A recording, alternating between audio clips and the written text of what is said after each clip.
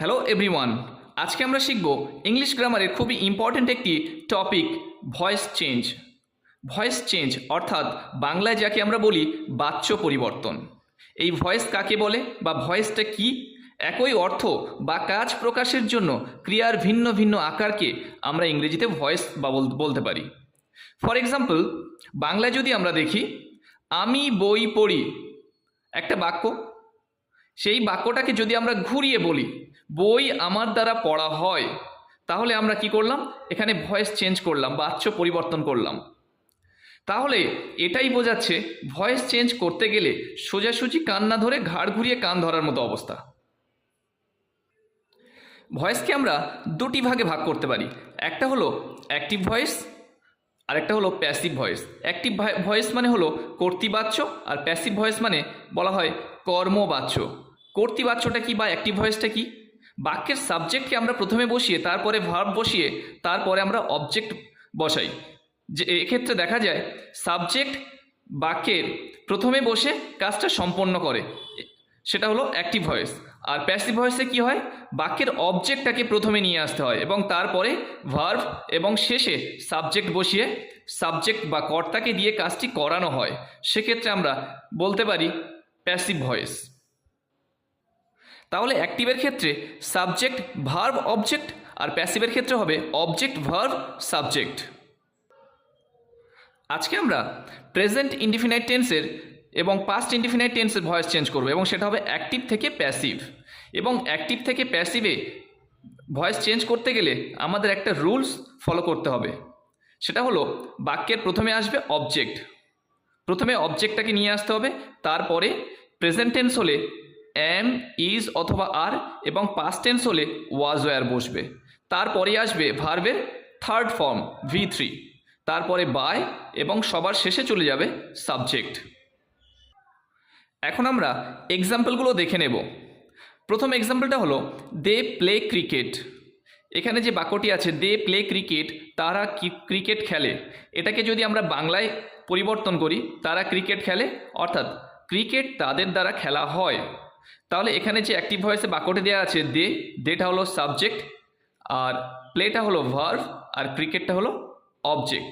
তাহলে এটাকে আমরা যখন এর ভয়েসটা যখন আমরা চেঞ্জ করব, অ্যাক্টিভ থেকে প্যাসিভে নিয়ে যাব, তখন কি করতে হবে? আমাদের প্রথমে অবজেক্ট নিয়ে আসতে হবে। এখানে ক্রিকেটটাকে প্রথমে ব্যবহার করতে হবে এবং তারপরেই am, is are was were একটা বসবে। যেহেতু এটা প্রেজেন্ট ইনডিফিনিট টেন্সে আছে, সেজন্য আমরা এম, ইজ অথবা আর এর কিছু একটা বসাবো, এবং তারপরে চলে আসবে ভার্বের থার্ড ফর্ম। এই প্লের থার্ড ফর্ম হবে প্লেড, V3। তারপরেই আসবে বাই, তারপরে সাবজেক্ট। সাবজেক্টটা যেহেতু এখানে দে ছিল, দে থাকলে কিছু পরিবর্তন হয়। যখন বাক্যের সাবজেক্ট অথবা অবজেক্ট যখন প্রোনাউন হয়, সেক্ষেত্রে কিছু পরিবর্তন হয়। সেই পরিবর্তনগুলো আমরা একটু দেখে নেব। সাবজেক্ট যদি আই থাকে, আই থেকে হয়ে যায় মি, অবজেক্ট ফর্ম হলো মি। সাবজেক্ট এবং অবজেক্ট, সাবজেক্টের জায়গায় যদি আই থাকে তাহলে সেটা হয়ে যাবে অবজেক্টের জায়গায় মি। উই থাকলে আস, ইউ থাকলে ইউ, ইউর কোনো পরিবর্তন হয় না, ইট রিমেন আনচেঞ্জড। হি থাকলে হিম, শি থাকলে হার, দে থাকলে দেম। এটা আমাদেরকে মনে রাখতে হবে। তাহলে আমরা কি করব? এখন দে প্লে ক্রিকেট, এটাকে আমরা চেঞ্জ করব, প্যাসিভে চেঞ্জ করব। তাহলে প্রথমে আমরা নিয়ে আসবো অবজেক্ট, যেহেতু অবজেক্টটা প্রথমে আছে, ক্রিকেট, তারপরে অ্যামিজার, ইজ, ক্রিকেট ইজ, তারপর ভার্বের third form played, cricket is played, তারপরে আসছে বাই, তারপরে সাবজেক্ট যেহেতু এখানে ছিল দে, সেজন্য আমরা দের অবজেক্ট ফর্ম কি ব্যবহার করব? দেম। তাহলে কি হলো? Cricket is played by them. Next এক্সাম্পলটা হলো চিলড্রেন লাইক ফ্রুটস। শিশুরা ফল পছন্দ করে। তাহলে ফল শিশুদের দ্বারা পছন্দ করা হয়। সেক্ষেত্রে আমরা দেখতে পাচ্ছি এখানে সাবজেক্ট হলো চিলড্রেন, ভার্ব হলো লাইক, এবং অবজেক্ট হলো ফ্রুটস। তাহলে অবজেক্টটাকে প্রথমে নিয়ে আসবো ফ্রুটস, তারপরে ফ্রুটস যেহেতু প্লুরাল নাম্বার সেজন্য আর, ফ্রুটস আর, ভার্বের থার্ড ফর্ম লাইকড, তারপরে by, fruits are liked by children. চিলড্রেনের কোনো চেঞ্জ হবে না, প্রোনাউন হলে চেঞ্জ হতো।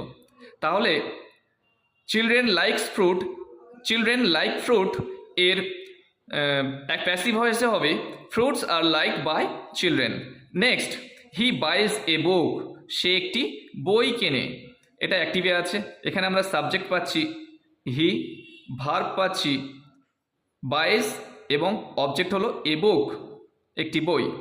তাহলে সে একটি বই কেনে, একটি বই তার দ্বারা কেনা হয়, তাহলে এ বুক অবজেক্টটা প্রথমে চলে আসবে, এ বুক, তারপরে ইজ, ভার্বের থার্ড ফর্ম বট, তারপরে বাই, তারপরে হি থাকলে কি হয়ে যাবে, হি থাকলে হিম হয়ে যাবে। তাহলে এ book is bought by him. শুধুমাত্র এই স্ট্রাকচারটা ফলো করলেই অটোমেটিক সবগুলো হয়ে যাবে। ইউ ডিড দ্য ওয়ার্ক, তুমি কাজটি করেছিলে, এখানে পাস্ট টেন্স আছে, ডিড আছে পাস্ট টেন্স। তাহলে তুমি কাজটি করেছিলে, সাবজেক্ট হলো ইউ, আর ভার্ব হলো ডিড, আর দ্য ওয়ার্ক হলো অবজেক্ট। তাহলে অবজেক্টটাকে আমরা প্রথমে নিয়ে আসবো, যেহেতু স্ট্রাকচার অনুযায়ী অবজেক্ট প্রথম, দ্য ওয়ার্ক, তারপরেই আসবে ওয়াজ অথবা ওয়্যারের কিছু একটা, যেহেতু এটা পাস্ট টেন্সে আছে, দ্য ওয়ার্ক ওয়াজ, তারপর ভার্বের থার্ড ফর্ম, ডিডের থার্ড ফর্ম হলো done, the work was done by you, you থাকলে ইউই বসবে, ইট রিমেন আনচেঞ্জ, ইউর কোনো পরিবর্তন হয় না। Next, we saw a tiger, এখানে সাবজেক্ট হলো উই, ভার্ব হলো স,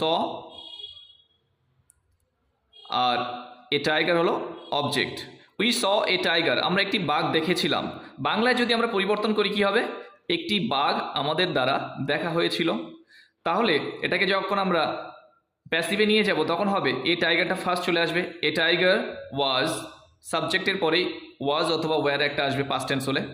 এ টাইগার ওয়াজ সিন, ভার্বের third form, a tiger was seen, তারপরে আসবে by us, a tiger was seen by us. Next, the teacher scolded the naughty student, শিক্ষক মহাশয় দুষ্টু ছাত্রটিকে বকেছিলেন। তাহলে দ্য টিচার হলো এখানে সাবজেক্ট, স্কল্ডেড হলো ভার্ব, এবং দ্য নটি স্টুডেন্ট এটা হলো অবজেক্ট। তাহলে প্রথমে আমরা দ্য নটি স্টুডেন্ট এটা অবজেক্ট, এটাকে প্রথমে নিয়ে আসবো, দ্য নটি স্টুডেন্ট প্রথমে নিয়ে এলাম, দ্য নটি স্টুডেন্ট, তারপরে আসবে ওয়াজ অথবা ওয়্যার, তাহলে কি আসবে এখানে, যেহেতু third person singular number subject সেজন্য was, the naughty student was, তারপরে ভার্বের third form scolded, the naughty student was scolded, তারপরে ভার্বের পরেই আসবে by, the naughty student was scolded by the teacher, the teacher scolded the naughty student, শিক্ষক মহাশয় দুষ্টু ছাত্রটিকে বকেছিলেন, the naughty student was scolded by the teacher, শিক্ষক মহাশয়ের দ্বারা দুষ্টু বালকটিকে বকা হয়েছিল। তাহলে এভাবে খুব সহজে আমরা ভয়েস চেঞ্জ করতে পারি।